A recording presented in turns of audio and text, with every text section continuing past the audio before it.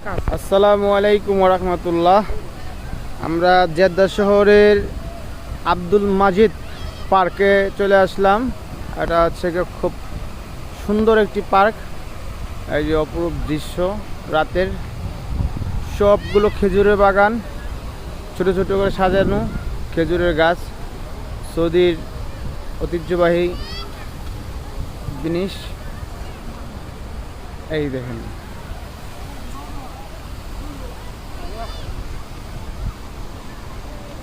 তো এই জায়গায় আমরা আসছি। এই জায়গায় ছোট ছোট পার্ক আছে, আমরা আপনাকে ঘুরে ঘুরে সব কিছু দেখাচ্ছি।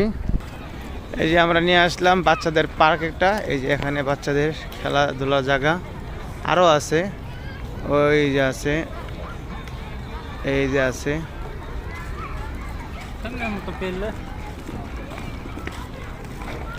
এই যে আরেকটা,